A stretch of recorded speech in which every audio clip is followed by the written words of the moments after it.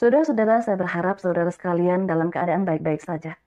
Bersyukur di mana pada hari ini saya dipercayakan untuk menyampaikan satu bagian firman Tuhan yang terambil dari Injil Yohanes pasal 12 ayat 1 sampai 11. Saya memberi tema sikap dan motivasi hati pengikut Kristus. Firman Tuhan yang menjadi dasar perenungan kita pada hari ini terdiri dari dua perikop, yaitu yang pertama dari Injil Yohanes pasal 12 ayat 1 sampai 8 yang diberi tema oleh LAI Yesus diurapi di Betania. Dan perikop selanjutnya dari ayat 9 sampai 11 yang diberi tema persepakatan untuk membunuh Lazarus. Saudara-saudara, dalam dua perikop ini banyak hal yang dapat kita petik sebagai pembelajaran. Salah satu hal penting yang saya temukan adalah sikap dan motivasi hati dari para tokoh yang ada di dalam kedua perikop ini, yaitu sikap Maria dan Lazarus kepada Tuhan Yesus yang saya kontraskan dengan sikap Yudas Iskariot dan para imam kepala. Pertama-tama, saya mengajak saudara untuk melihat sikap Maria dan Lazarus setelah mereka mengalami kebaikan Tuhan dalam hidup mereka. Saudara-saudara yang Tuhan Yesus kasihi, setelah Maria mengalami kebaikan Tuhan, di mana saudaranya Lazarus dibangkitkan, ada rasa sukacita dan kerinduan yang besar untuk mengenal dan melayani Tuhan Yesus. Sehingga Maria memberi yang terbaik dari apa yang bisa dia berikan. Dia mengurapi Tuhan Yesus dengan minyak narwastu yang mahal harganya. Saudara-saudara, pengurapan dengan minyak narwastu, kemudian menyeka kaki Yesus dengan rambutnya, menyatakan sikap yang merendahkan diri di hadapan Tuhan. Kita tahu bersama, dalam paradigma orang Yahudi, bukan hanya tidak bijak, bahkan dinilai buruk jika seorang wanita menampakkan rambut kepalanya. Dan juga, kita tahu bersama bahwa rambut merupakan mahkota bagi seorang wanita. Tetapi Maria, dengan kerendahan hati meletakkan mahkotanya di kaki Tuhan Yesus. Selanjutnya, tokoh yang menjadi perhatian kita adalah Lazarus. Lazarus meresponi kebaikan Tuhan dengan memberi kesaksian atas mujizat yang Tuhan lakukan pada dirinya.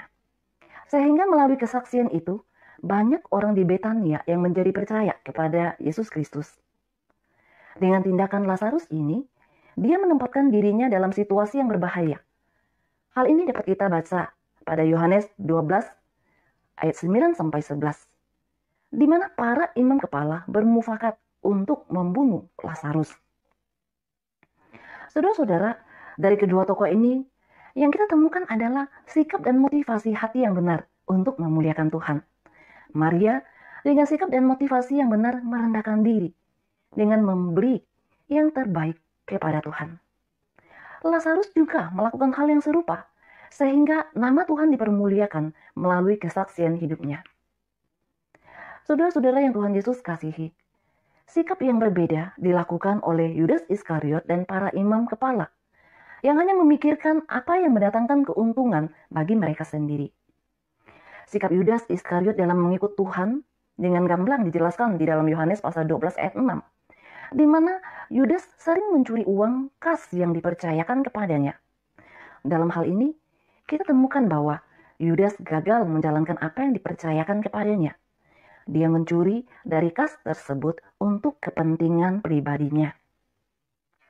Tindakan yang tidak jauh berbeda juga dilakukan para imam kepala dan ahli Taurat, di mana kita tahu bersama setiap pengajaran yang mereka lakukan adalah untuk keuntungan mereka sendiri. Hal inilah yang ditentang Tuhan Yesus yang dapat kita baca dalam kitab-kitab Injil. Kehadiran Tuhan Yesus dianggap sebagai sebuah gangguan yang merugikan mereka. Oleh sebab itu, usaha untuk menyingkirkan bahkan membunuh Tuhan Yesus menjadi sesuatu yang mereka prioritaskan. Saudara-saudara yang dikasihi oleh Tuhan Yesus Kristus, belajar dari para tokoh dalam perikop hari ini, marilah kita kembali mengoreksi sikap dan motivasi hati kita dalam mengikut Tuhan. Saya mau merangkum beberapa hal yang penting. Yang pertama adalah, yang menjadi tolak ukur dalam mengikut Tuhan bukan berapa lama kita mengikut Tuhan, tetapi yang lebih penting adalah apakah kehidupan kita berjalan seturut kehendak Tuhan, atau sebaliknya hanya mengikuti keinginan kita semata-mata. Yang kedua, dalam meresponi anugerah Tuhan, hendaknya didasari dengan motivasi hati dan sikap yang benar sebagai orang Kristen, yaitu semata-mata untuk kemuliaan Tuhan, bukan untuk kemuliaan diri, apalagi untuk keuntungan pribadi. Saudara-saudara, dari respon Maria dan Lazarus, kita sebagai orang Kristen harus belajar untuk menghindari mentalitas yang hanya mengejar kenyamanan diri. Mentalitas seperti ini harus kita buang. Maksud saya adalah, menjadi seorang Kristen tidak serta-merta membuat kita terhindar dari tantangan, pergumulan, dan penderitaan. Semua itu tidak boleh menggoyahkan komitmen kita dalam mengikut Tuhan. Sebab Alkitab dengan jelas mengajarkan bahwa dengan menjadi pengikut Yesus, saudara dan saya akan selalu diperhadapkan dengan penderitaan karena kita hidup di dalam dunia yang telah diporak-porandakan oleh dosa.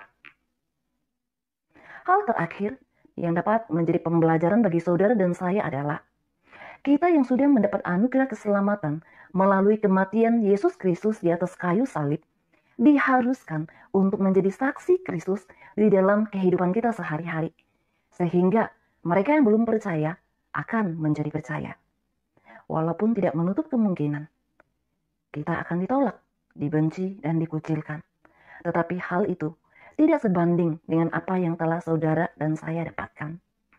Kiranya perenungan ini memberkati kita semua dan dapat diterapkan dalam kehidupan sehari-hari. Amin. Semoga kami umat yang berintegritas, hidup sepadan dalam perbuatan dan kata. Semoga kami umat yang